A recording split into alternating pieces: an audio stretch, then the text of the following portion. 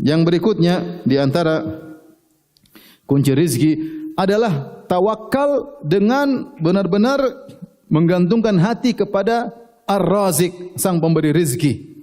Bukan menggantungkan hati kepada sebab.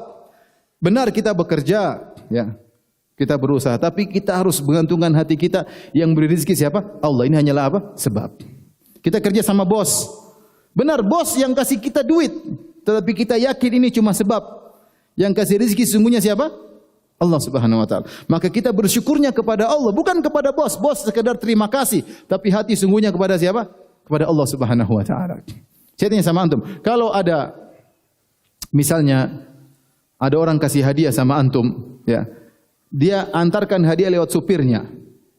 Supirnya ngantar hadiah kepada antum. Ya, antum terima kasih mangguk-mangguk kepada supir atau kepada bosnya? Kepada bosnya. Kita bilang supir terima kasih. Kalau enggak ada dia enggak sampai itu hadiah kepada kita. Tapi yang sungguhnya kita berterima kasih kepada siapa? Kepada bosnya. Sama. Ini sekedar logika saja. Benar kita kerja sama orang, benar kita punya perusahaan, benar kita punya restoran, benar kita punya klinik, punya rumah sakit. Ini semua sebab. Yang kasih rezeki siapa? Allah Subhanahu wa taala. Maka jangan gantungkan hati antum kepada sebab. Sebab harus dikerjakan karena perintah Allah Subhanahu wa taala. Tetapi hati harus bergantung kepada siapa?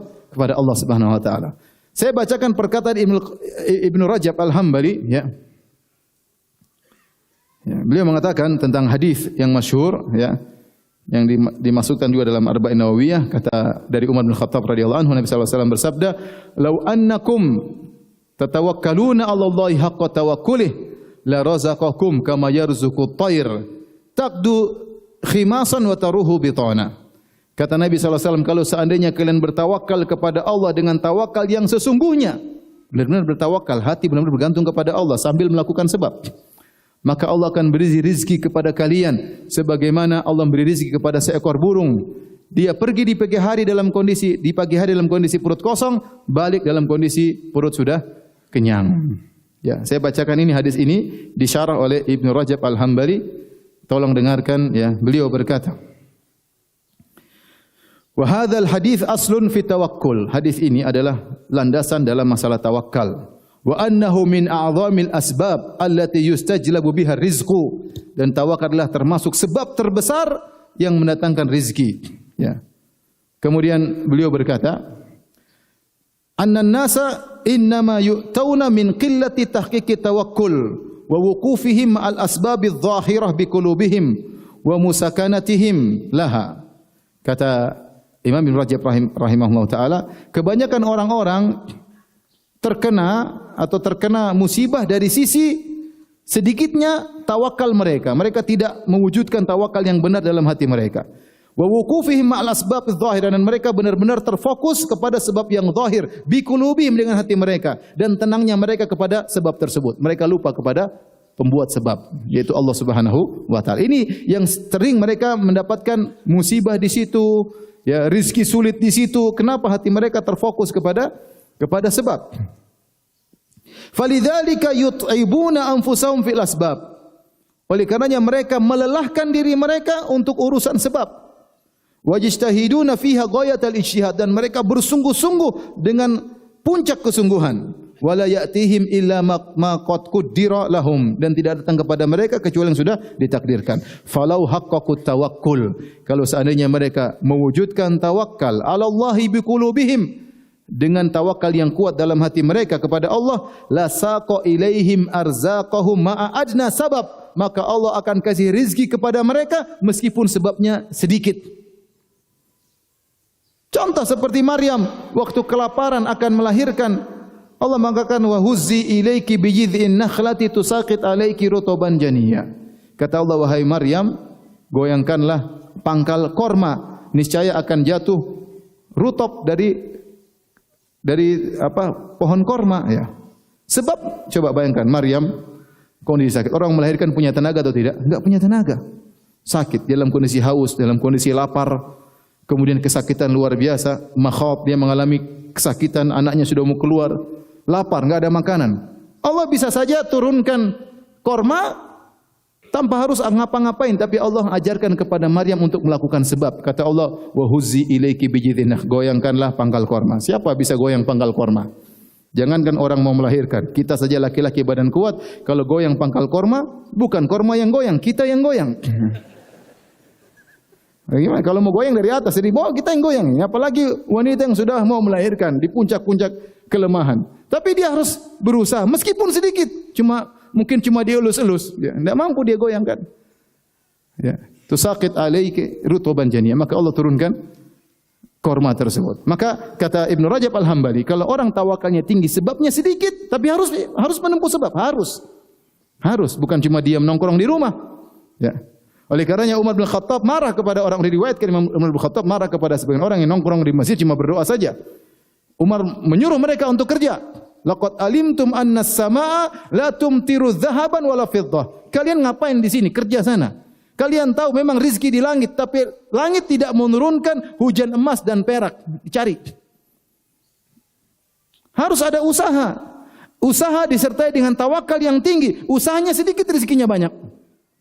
Makanya kata Ibnu Rajab, ini perkataan yang sangat ini, dia berkata, ya, falau haqqaqut tawakkula 'ala Allahi biqulubihim, kalau mereka mewujudkan tawakal dalam hati mereka, la saqa ilaihim arzaqahum adna sababin, maka Allah akan datangkan rezeki kepada mereka dengan sebab yang sangat sedikit.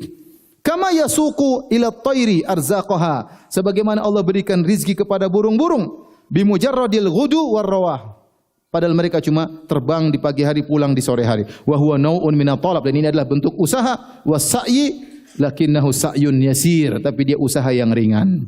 Burung enggak punya akal, cuma terbang-terbang, tahu-tahu Allah kasih apa? Rezeki. Nah, antum masya-Allah ya, bisa ngetik, ya, bisa WhatsAppan, bisa internetan, ya, bisa macam-macam, bisa ke sana, bisa ke sini, bisa bicara, ya, usahalah, berusaha. Yang salah karena kurang apa? Kurang tawakal. Kurang tawakal. Ada sebagian orang berusaha pagi sampai sore, ngelembur, subhanallah. Kalau bisa hari dijadikan 30 jam, jadikan 30 jam. Berusaha. Kerja 24 jam sehari, masya Allah. Kerja. Bahkan telepon enggak boleh mati. Kapan telepon dia bangun? Ya, siap bos, subhanallah. Kita lihat rezekinya biasa-biasa saja. Ada yang satu, ya kerja, waktunya pergi ke masjid. Subhanallah, Allah kasih dia rezeki yang banyak. Tentu ada rahasia di balik itu. Ada sebab-sebab yang dia lakukan yang mungkin kita tahu atau mungkin tidak kita ketahui. Namun, tawakal tentunya harus dengan usaha. Lihatlah para anbiya, para nabi, mereka berusaha. Nabi SAW ya, berkata dalam Sahih Muslim tentang Nabi Zakaria, Inna Zakaria alaihissalam kana najjaran. Nabi Zakaria adalah tukang kayu. Kerja dia, tukang kayu. Ada usaha. Rezeki Allah berikan. Ibnu Abbas radhiyallahu anhu diriwayatkan dari beliau berkata, kana Adam alaihissalam harrasan. Adam alaihissalam kerjanya dulu bercocok tanam. Wa Nuhun najjaran, dan Nabi Nuh adalah tukang kayu. Wa Idris khayyatan, Nabi Idris alaihissalam adalah tukang jahit baju. Ya, konveksi kalau kita. Tukang jahit baju. Wa Ibrahim wa Lut zari'ain, dan Nabi Ibrahim, Nabi Lut, zari' itu punya sawah seperti gitulah, punya ladang. Ya, bercocok tanam. Wa Salihun tajiran, dan Nabi Salih adalah pedagang. Ya. Wa Daud zarradan, Nabi Daud kerjanya dulu membuat baju perang. Dia kerjanya membuat baju perang. Wa Musa wa Syuaib wa Muhammad sallallahu alaihi wasallam ru'at. Adapun Musa, Syuaib dan Muhammad mereka pernah menggembalakan apa? Kambing. Jadi, ya, para nabi juga dulu mereka apa? Berusaha. Jadi seorang tatkala ingin dapat rezeki, dia atur hatinya. Masalah mengatur hati aja. Masalah mengatur hati. Subhanallah, kadang kita tamak dengan sesuatu kita tidak dapat. Tatkala kita tidak tamak, Allah kasih. Tinggal masalah ngatur hati. Kita tamak nih, semangat. Allah tidak kasih, subhanallah. Sudah semangat luar biasa. Terkadang kita tahu, kita suka, tapi kita tidak tamak. Tahu-tahu Allah berikan itu harta kepada kita. Tinggal masalah mengatur hati. Masalah mengatur tawakal. Yang penting saya berusaha. Ya. Masalah hasilnya serahkan kepada Allah. Tugas kita tinggal berdoa kepada Allah. Tapi kita harus berusaha. Baik. Jadi di sebab dapat rezeki adalah tawakal yang benar kepada Allah Subhanahu wa taala. Kemudian sebab berikutnya di antara kunci-kunci rezeki adalah al-mudawamatu ala syukrillah. Senantiasa bersyukur kepada Allah Subhanahu wa taala. Ya. Kata Allah Subhanahu wa taala, "Wa idz ta'adzana rabbukum la in syakartum la azidannakum." Dan Allah telah mengumumkan pengumuman, ta'adzana rabbukum, Allah kasih pengumuman, la in syakartum la azidannakum. Kalau kalian bersyukur, Allah akan tambah. Jadilah Anda orang yang suka bersyukur. Banyak orang tidak bersyukur, marah sama Allah. Apa buktinya? Wah, dia memang lebih kaya dari saya. Coba ini bentuk tidak bersyukur. Aduh, mobilnya lebih bagus daripada mobil saya. Tidak ada kata-kata bersyukur. Alhamdulillah, Masya Allah mobil, Alhamdulillah. Semuanya keluhan yang keluar dari lisannya. Ini bukan tanda bersyukur. Ya. Ya. Ada orang ngeluhkan suaminya terus. Tidak bersyukur. Lalu orang datang pada saya, nangis. Ustaz, suami saya ini gini Ustaz. Suaminya di sampingnya. Saya depan. Ustaz, suami saya ini main game Ustaz, di rumah main game. Kemudian saya sudah tunggu, nangis. Suaminya diam aja. Saya bilang, Bu, bersyukur cuma main game. Sebagian suami main perempuan ibu. Mau sebagian yang lebih kacau. Merokok apa, main ini, main anu, main ini. Cuma main game ya sudah, dia salah, nasihati. Bersyukur kepada Allah. Pingin suami sempurna. Ya akhir terkadang Ustaz pun main game sama anaknya. Anak saya terkadang habis main game. Ya sudah saya temani sebentar meskipun saya lagi baca buku. Ya sudah. Maksud saya, banyak bersyukur. Ya, kalau ada kekurangan ya kita nasihati. Tapi jangan kerjanya mengeluh terus. Mengeluh terus, jangan. Ya. Tidak bersyukur sama istri. Istri saya begini. Saya bilang sama kawan, ente mau bersyukur tuh. Itu ada perempuan hitam gemuk tuh. Lihat itu. Biar kau bersyukur istrimu itu cantik sebenarnya dibandingkan sama itu. Kira enggak bersyukur punya istri. Masih banyak jomblo yang menderita, kasihan. Ente sudah punya istri, alhamdulillah. Ya kalau punya kekurangan perbaiki, nasihati baik-baik, bersyukur kepada Allah Subhanahu wa taala. Kalau bersyukur nanti Allah kasih tambahan.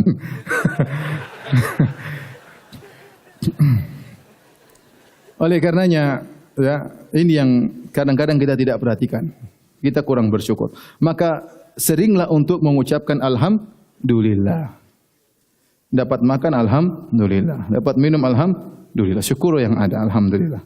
Ya, naik pesawat, alhamdulillah. Kursi paling belakang, alhamdulillah. Dapat paling depan di bisnis, alhamdulillah. Semua syukuri aja. Semua sudah ditakdirkan mau diapain. Ya, sudah mau diapain. Yang penting kita bersyukur, ya Allah, ini rezeki yang Kau berikan kepadaku. Aku bersyukur kepada Engkau. Masih banyak orang yang tidak mendapatkan rezeki sepertiku. Alhamdulillah. Ya.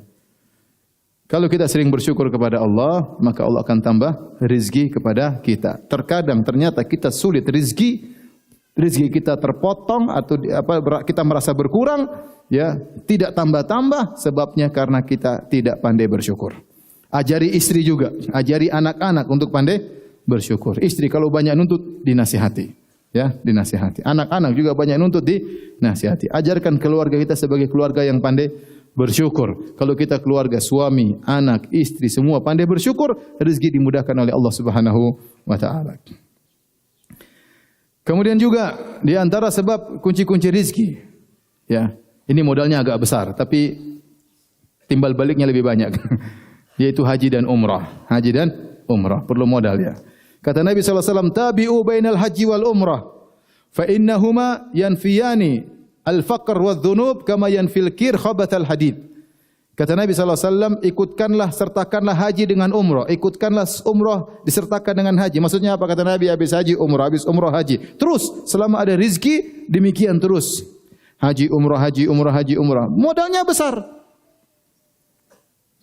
Maksud saya, seorang tatkala haji dan umrah bukan berarti dia melalaikan kewajibannya. Orang tuanya tidak dia perhatikan, anak-anak tidak dia perhatikan, tetangga miskin kelaparan tidak dia perhatikan, yang penting dia haji terus. Ya enggak benar.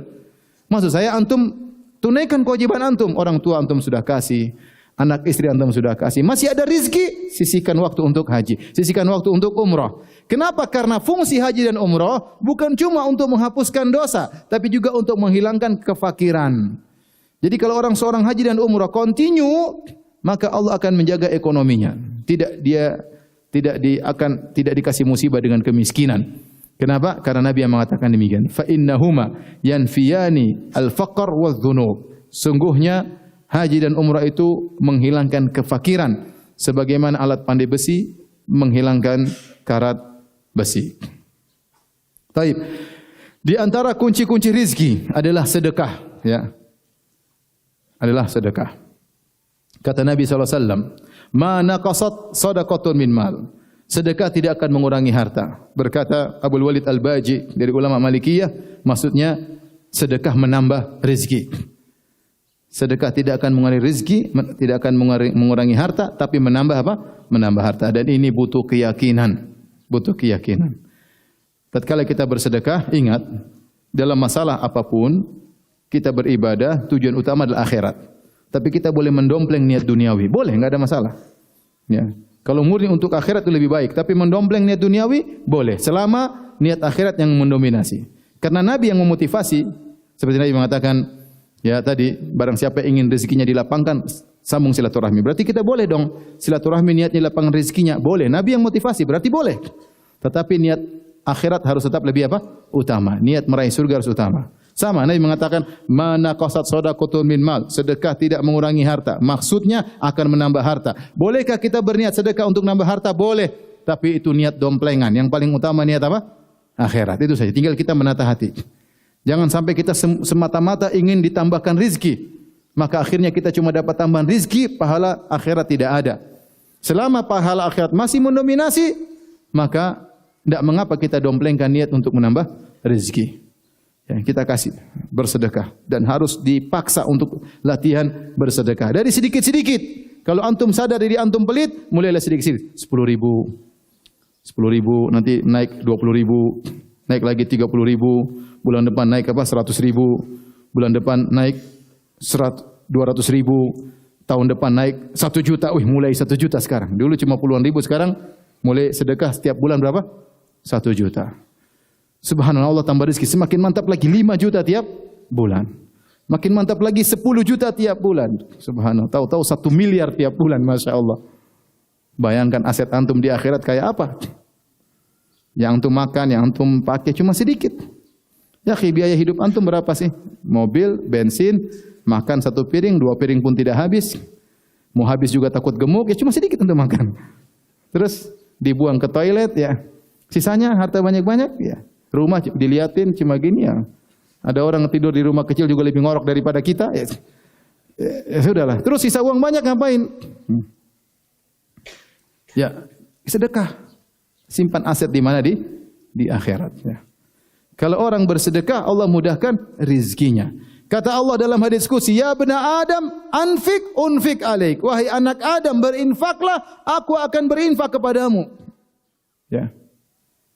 Tidaklah ya di pagi hari kecuali ya illa al malakani yanzilan, ada 2 malaikat yang turun, yang satu berkata, "Allahumma a'ti munfiqan khalafan." Ya Allah, berikanlah kepada orang berinfak gantinya. Kata Allah dalam Al-Qur'an, "Wa ma anfaqtum min syai'in fahuwa yakhlifuh wa huwa yakhlifuhu wallahu khairur raziqin." Apapun yang kalian infakkan, maka Allah akan menggantikannya dan Allah sebaik-baik pemberi rizki. Allah akan ganti, jangan khawatir. Allah ganti lebih daripada yang apa engkau infakkan. Adapun kalau kita mau cerita terlalu banyak cerita, terlalu banyak. Dan bukan kebetulan seorang keluarkan segini tiba-tiba Allah kasih. Terkadang saat itu, terkadang tertunda entah seminggu, 2 minggu, sebulan, tapi Allah ganti lebih banyak. Terkadang dia sadar, terkadang dia tidak sadar. Dan itu banyak terjadi. Ya, orang sudah banyak cerita sama saya, banyak. Dan itu bukan kebetulan, itu sunnatullah, ada kaidah yang Allah perlakukan. Ya. Allah jalankan di alam semesta dan kaidah itu tidak akan keluar. Yang penting memenuhi persyaratan. Saya selalu ingat, guru saya dulu waktu di Madinah cerita, ada seorang, dia dapat rezeki dia kasih orang, dapat hadiah dia kasih orang. Saya yang bertanya, "Ya akhi ya fulan, ente dapat apa kasih orang?" Kata dia, "Allah punya kebiasaan sama saya punya kebiasaan sama orang. Kebiasaan saya sama orang saya kasih, kebiasaan Allah sama saya Allah kasih kepada saya. Kalau saya rubah kebiasaan sama orang, nanti Allah juga rubah kebiasaannya sama saya. Ya sudah, saya ingin pertahankan kebiasaan tersebut." Sudah, kita tinggal. Allah bisa langsung kasih dia. Tapi kalau untuk Allah langsung kasih dia, ente enggak dapat pahala. Tapi Allah kalau kasih dia lewat antum dapat pahala.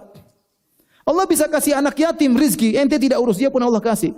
Tapi kalau Allah kasih lewat ente dapat apa? Pahala. Oleh karena seorang jangan ragu-ragu bahwasanya sedekah itu menambah rezeki. Saya tidak bilang antum, ayo semangat semua. Lihat Abu Bakar, seluruh hartanya dia sumbangkan. Kita enggak kuat seperti itu. Enggak kuat. Umar setengah hartanya dia sumbangkan. Siapa yang bisa seperti itu? Enggak kuat. Rumah belah dua. Sebelah buat rumah tahfidz, sebelah kita enggak berat. Enggak gampang ini. Para sahabat, iman mereka dengan kita jauh berbeda. Karena ada pernah sebagian orang kasih sumbangan, terus dia tanya sama saya, Ustaz, saya kemarin nyumbang kebanyakan, sekarang saya menyesal. Gimana Ustaz? Dia mungkin dengar ceramah Abu Bakar, dia termotivasi langsung, Bismillah, besoknya menyesal. Boleh enggak saya ambil kembali katanya. Ya maksudnya itu perlu latihan. Ya. Sama bukan berarti antum sholat malam, pahalanya besar, langsung antum bangun, sholat 3 jam, besoknya sudah enggak lagi. Enggak, pelan-pelan. Iman bertambah, bertahap, pelan-pelan. Semua perlu dengan apa? Latihan. Antum lihat mungkin baca kisah para salaf, Masya Allah, bagaimana?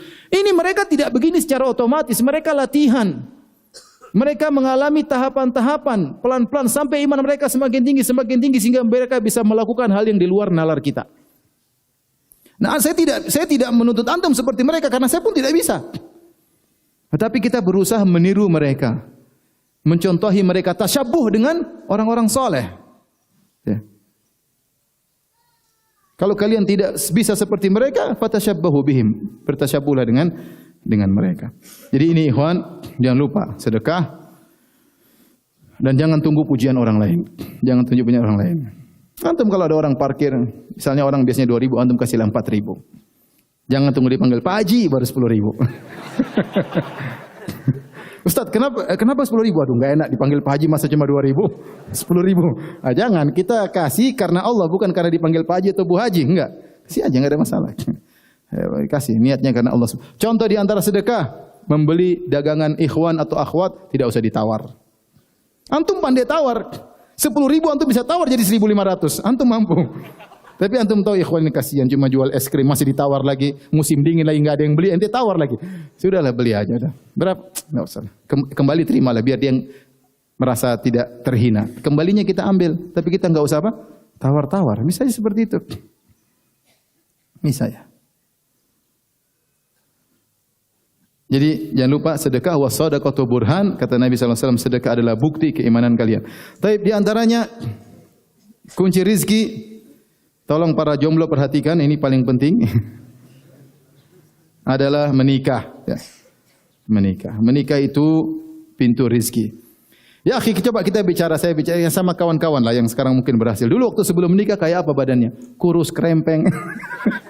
Sekarang sudah nikah, Masya Allah, udah berisi, ya, udah punya rumah. Kenapa? Karena menikah. Ya, kata Allah Subhanahu wa taala, "Wa ankihul ayyama minkum wassalihina min ibadikum wa imaikum iyakunu fuqara yughnihimullahu min fadlihi wallahu wasi'un alim." Nikahkanlah wanita-wanita yang siap menikah, ya. Kemudian budak-budak kalian mau nikah, nikahkanlah. Kata Allah, iyakunu fuqara. Kalau mereka miskin, yughnihimullahu min fadli. Allah akan buat mereka berkecukupan dengan karunia Allah. Bukan ente, majikannya bukan, Allah yang kasih. Yughnihimullahu min fadli wallahu wasi'un alim. Dan Allah maha luas rizkinya dan maha mengetahui kebutuhan hambanya. Allah tahu. Ya. Ante menikah, istri waktu masih gadis rezekinya segini, jadi istri rezekinya Allah tambah. Kemudian ante bawa ke rumah ente berarti rezekinya tambah. Ente dulu jomblo rezekinya sedikit, ente jadi suami Allah tambah rezekinya. Allah alim, maha tahu kebutuhan antum. Kita dulu masih belum punya anak, saya tahu rezeki saya seperti apa, sedikit. Punya anak 1 tambah rezeki, punya anak 2 tambah rezeki. Punya anak 5 rezekinya tambah banyak, ya. Kenapa? Karena masing-masing anak-anak saya sudah dijamin rezekinya oleh Allah Subhanahu wa taala. Makanya Allah berfirman kepada orang-orang musyrikin, "Wala taqtulu auladakum min imlakin nahnu narzuquhum wa iyyakum." Jangan kalian bunuh anak-anak kalian karena takut miskin. Anak-anak kalian kami yang akan beri rezeki sebagaimana kalian beri rezeki kepada kalian. Jadi masing-masing rezekinya ada. Anak-anakmu ada rezekinya, kamu juga ada rezekinya. Ya.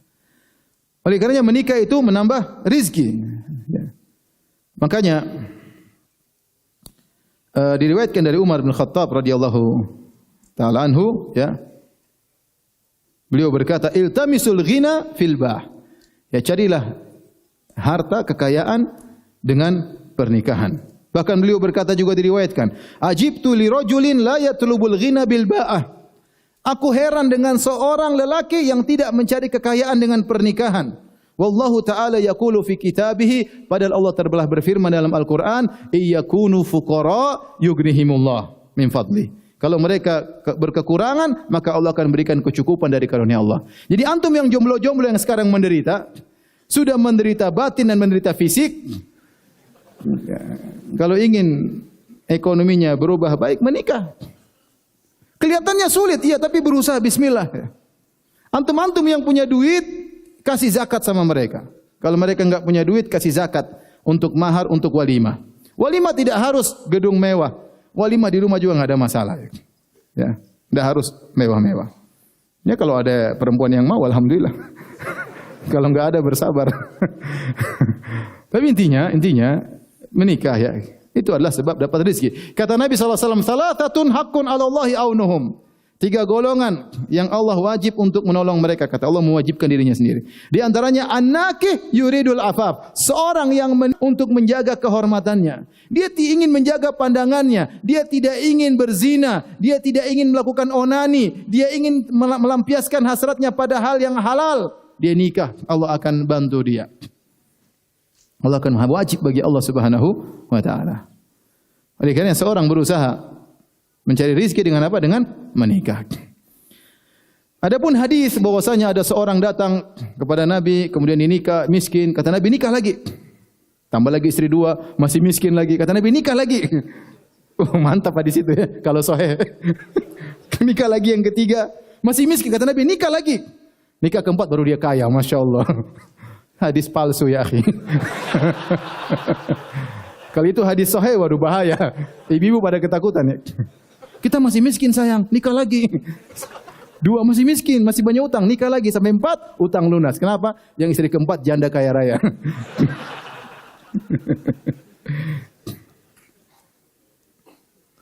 Ada yang bilang amin, subhanallah. Hadisnya dhaif, palsu, dibilang amin. Taib.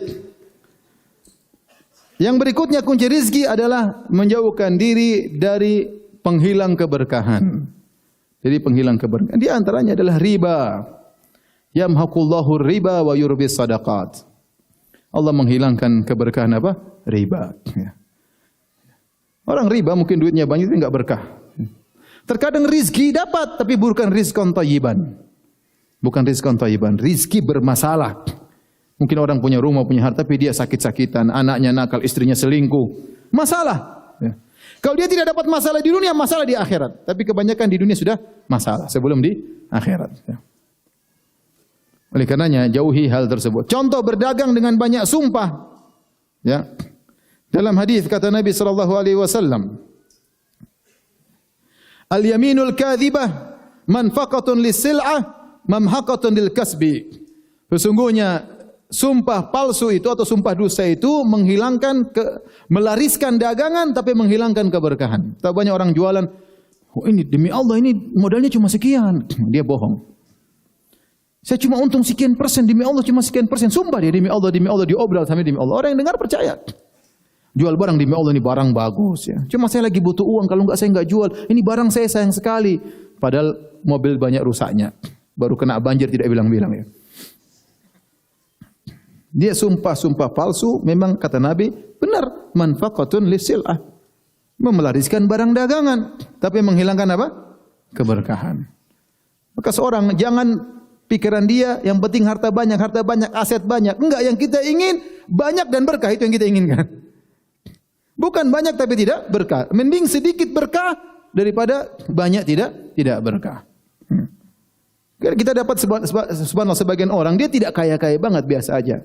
Tapi alhamdulillah dia ada mobil. Alhamdulillah kalau pas umroh dia bisa umroh. Mungkin bukan travel kelas 1, ya mungkin kelas 7 enggak ada masalah, tapi dia umroh tetap umroh. Dia bisa silaturahmi sama orang tuanya. Waktu baca Quran dia ada waktu baca Quran. Dia tidak kaya-kaya banget tapi hartanya berkah. Rumahnya berkah, ada pengajian kadang, orang sholat di situ, macam-macam. Tempat keluarga ngumpul, berkah. Tidak mesti, ini rumah besar-besar, enggak ada keluarga kumpul. Rumah besar-besar, enggak ada pengajian. Bayar pajak aja mahal. Ya. Nah, uang banyak-banyak, enggak ada keberkahan. Itu tidak kita inginkan. Harta yang banyak tidak berkah, hanya menambah hisab pada hari kiamat kelak. Hanya mendapatkan kita pada hari kiamat. Tapi kalau harta berkah, alhamdulillah meringankan hisab. Kalaupun dihisab ternyata banyak pahalanya. Taib, yang terakhir dan sebab yang paling utama dari segalanya adalah berdoa kepada Allah Subhanahu wa taala. Berdoa kepada Allah Subhanahu wa taala. Jangan pernah remehkan doa. Doa adalah silahul mukmin, senjata seorang mukmin ya. Atahza bid-du'ai wa tasdarihi wa ma tadri bima sana'ad du'a'u. Kata Imam Syafi'i rahimahullah taala, apakah kau mengejek doa dan meremehkannya? Kau tidak tahu keajaiban apa yang bisa dilakukan oleh doa. Berdoa. Malam hari bangun, angkat kedua tangan, ya Allah, aku hanya mengeluh kepadamu. Aku jagalah wajahku agar tidak terhinakan di hadapan orang lain. Jangan sampai aku menghinakan wajahku di hadapan orang lain. Sun wajhi, ya Allah, jagalah wajahku. Aku hanya menghinakan wajahku di hadapan. Angkat kedua tangan, nangis di hadapan Allah Subhanahu wa taala. Minta kepada Allah, mudah mau kasih rezeki, tinggal kun fayakun. Ya. Suruh istri juga berdoa, suruh anak-anak juga apa? Berdoa. Ya. Minta pesan sama orang tua, mak doain saya, mak. Anakmu dalam kesulitan. Mak, doain saya. Tidak ada doa tulus kecuali dari mama. Bilang begitu. Biar mama benar-benar berdoa dari hatinya yang paling dalam. Sampaikan. Ya. Ayah juga, ya, bapak doain saya. Doain, minta. Karena kita butuh bantuan dari doa-doa orang yang tulus. Ya. Kemudian kita berdoa kepada Allah Subhanahu wa taala. Niscaya bangun malam minta kepada Allah. Allah lagi turun ke langit dunia. Ya, Allah mengatakan, hal min da'in fa astajiba lahu. Hal min mustaghfin fa'aghfirullah, hal min sa'ilin fa'utiya su'lah. Apakah orang yang berdoa akan aku kabulkan doanya, ada yang istighfar aku akan ampuni dosanya, dan adakah yang memohon aku akan penuhi permohonannya. Masa Allah tidak kabulkan? Taib, yang terakhir sebagai khatimah ya. Ya ikhwan dan akhwat yang dirahmati Allah Subhanahu wa taala, ya. Tentunya kita tahu al-arzaq biyadillah, rezeki di tangan Allah Subhanahu wa taala. Allah tidak menjadikan semua orang kaya dan Allah tidak menjadikan semua orang apa? Miskin. Allah menentukan rezeki masing-masing. Si fulan dapat seberapa, si fulan dapat seberapa, ya. Ya. Allah Subhanahu wa taala yabsutur rizqa liman yasha' wa yaqdir. Allah melapangkan rezeki kepada siapa yang Allah kehendaki dan Allah menyempitkan rezeki kepada siapa yang Allah kehendaki. Kita dapat apapun, dapat kebetulan lagi sempit rizki, lagi lapang rizki, tetap kita husnudzan kepada Allah Subhanahu wa taala. Allah berfirman, "Wa ka'ayyin min dabbatin la tahmilu rizqaha, Allahu yarzuquha wa iyyakum wa huwas samiul alim." Kata Allah, betapa banyak binatang melata di atas muka bumi, dia tidak bisa mengatur rizkinya. Allah yang beri rezeki kepadanya, wa huwas samiul alim. Allah Maha mendengar dan Allah Maha mengetahui. Artinya apa? Allah mengetahui jeritan hewan-hewan tersebut kalau mereka kelaparan, Allah tahu. Allah dengar meskipun dia di dasar lautan, meskipun dia dalam lubang dalam bumi, Allah tahu. Dan Allah mengetahui, Allah Maha mendengar, Allah Maha mengetahui. Makanya Allah tutup ayat tersebut dengan mengatakan wa huwas samiul alim. Allah Maha mengetahui dan Allah Maha mendengar. Allah tahu antum kesulitan, Allah tahu antum berdoa. Tapi Allah berikan rezeki kepada antum sesuai dengan yang pas buat antum. Yang ini lebih baik bagi antum. Karena tidak semua orang diberi rezeki yang banyak, kemudian dia semakin bertakwa kepada Allah. Betapa banyak orang yang lupa kepada Allah Subhanahu wa taala. Allah berfirman, "Wa minhum man ahadallah la in atana min fadli lanasaddaqanna wa lanakunanna minas salihin." Falamma atahum min fadli bakhilu bihi. Kata Allah Subhanahu wa taala, di antara mereka ada yang berkata, berjanji di hadapan Allah, "Ya Allah, kalau Allah berikan kepadaku rizki, aku akan bersedekah, aku akan menjadi orang soleh." Tatkala Allah berikan apa yang mereka minta, tiba-tiba mereka pelit, tiba-tiba mereka lupa.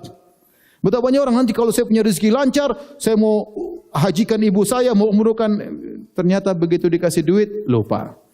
Saya ini sulit sekarang ikut pengajian karena banyak dagang. Nanti insya Allah kalau dagang saya maju, saya ikut pengajian. Malah enggak ikut pengajian sama sekali. Itu banyak seperti itu. Maka Allah kasih rezeki sesuai dengan yang pantas bagi kita, jangan kita suudzon kepada Allah Subhanahu wa taala. Kata Allah Subhanahu wa taala, "Walau basatallahu rizqa li ibadihi labaghaw fil ard, walakin yunazzilu biqadari ma yasha, innahu bi ibadihi khabirum basir." Kalau Allah lapangkan rizki kepada hamba-hambanya, semua dijadikan kaya, labaghaw fil ard, maka mereka akan zalim di atas muka bumi, melampaui batas di atas muka bumi, sombong di atas muka bumi. Benar itu. Walakin yunazzilu biqadari ma yasha, tapi Allah turunkan pada setiap orang sesuai dengan kadar yang Allah kehendaki. Innahu bi ibadihi khabirun basir. Allah Maha khabir terhadap hamba-hambanya. Allah tahu, khabir itu Allah tahu secara detail. Si fulan dapat berapa yang wajar, si fulan pantasnya dapat seberapa. Ya, betapa banyak orang subhanallah tadinya tawadhu tiba-tiba sombong. Baru naik jabatan angkuh. Ya. Baru bisa beli motor padahal kredit sudah sombong luar biasa. Apalagi udah punya mobil motor yang apa? Nah, itu sudah kadang-kadang dia enggak bisa jaga dirinya. Ya. Pakai baju keren, jalan semua orang lihat. Kadang-kadang dia enggak bisa menjaga dirinya. Ya. Allah tahu, ya. Maka kita berusaha berdoa mencari rezeki dan Allah sudah berikan kunci-kunci untuk dapat rezeki. Tapi apapun yang Allah berikan kepada kita, husnudzan kepada siapa? Pada Allah Subhanahu wa taala. Jangan bilang ustaz itu orang kaya aja enggak pernah bertakwa dikasih rezeki banyak. Itu istidraj. Istidraj. Allah berikan mereka dunia. Makanya waktu Nabi SAW ketemu Umar bin Khattab, Nabi tidur dalam kondisi di tikar, kemudian ada bekas-bekas. Kata Umar, ya Rasulullah, kenapa tidak diganti dengan ini? Kenapa tidak minta kepada Allah? Sementara Romawi dan Persia mereka diberikan dunia. Nabi marah. Mereka dunia buat mereka, kita kenikmatan di mana? Di akhirat. Ya, kalau kita dapat bagian apapun, kita husnudzan kepada Allah Subhanahu wa taala.